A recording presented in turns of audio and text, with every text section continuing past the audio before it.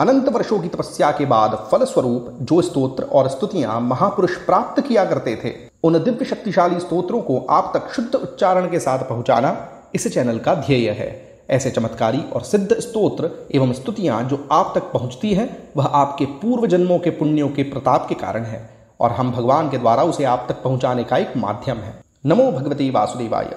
श्री महागणपति मंगलमालिका स्तोत्रम विभिन्न श्लोकों का समूह है जो एक सुंदर सुगंधित पुष्पों की माला की तरह है। श्लोक पुष्प है और स्तोत्र एक माला है जो भगवान गणपति को समर्पित की गई है। इस स्तोत्र के नित्य प्रभाव से व्यक्ति जीवन में लक्ष्मी और विभिन्न सिद्धियों का सुख प्राप्त करता है। यह स्तोत्र आपके जीवन को कितना और कैसे बदलेगा आप कल्पना नहीं कर सकते। बस बिना समय गवाए इसका श्रवण प्रारंभ कर दीजिए। ऐसे ही गुप्त प्राचीन प्रभावशाली स्तोत्र स्तुतियां सूक्तम अष्टकम प्राप्त करने के लिए इस चैनल को अभी सब्सक्राइब करें। वीडियो को अंत तक अवश्य देखें और वीडियो के अंत में गणेशाय नमः कमेंट करना न भूलें। आइए सुनते हैं श्री महागणपति मंगलमालिका स्तोत्रम।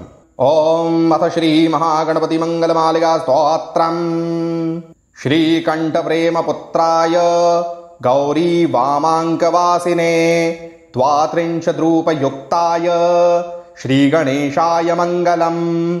आदिपूज्याय देवाय दंतमोदकधारिणे वल्लभा प्राणकांताय श्री गणेशाय मंगलम्। लंबोदराय शांताय चंद्रगर्वापहारिणे गजाननाय प्रभवे श्री गणेशाय मंगलम्। पंचहस्ताय वन्द्याय पाशांकुशधराय च श्रीमते गजकर्णाय श्री गणेशाय मंगलम्। द्वैमातुराय बालाय हेरंबाय महात्मने विकटायाखुवाहाय श्री गणेशाय मंगलम्। प्रश्निशृंगायाजिताय क्षिप्राभीष्टार्थदायिने सिद्धिबुद्धिप्रमोदाय श्री गणेशाय मंगलम्।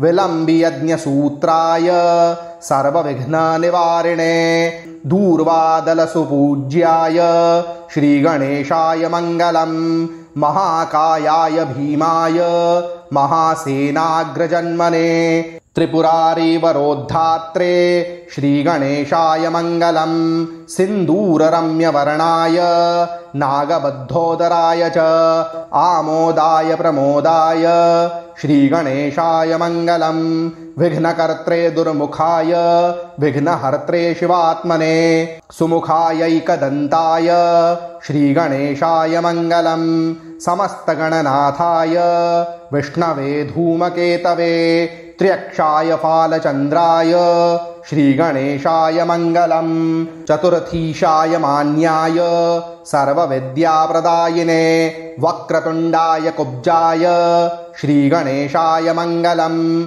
तुण्डिने कपिलाख्याय श्रेष्ठाय हृणहारिणे उद्दण्डोद्दण्डरूपाय श्री गणेशाय मंगलम्।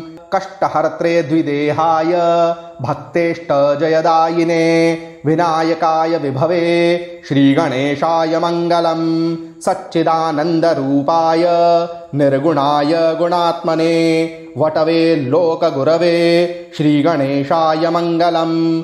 श्रीचामुण्डासुपुत्राय प्रसन्नवदनाय च श्रीराजराजसेव्याय श्री गणेशाय मंगलम्। श्रीचामुण्डा कृपापात्र श्रीकृष्णेन्द्रविनिर्मितां विभूतिमातृकारम्यां कल्याणैश्वर्यदायिनीं श्रीमहागणनाथस्य शुभां मंगलमालिकां यः पठेत् सततं वाणीं लक्ष्मीं सिद्धिमवाप्नुयात्।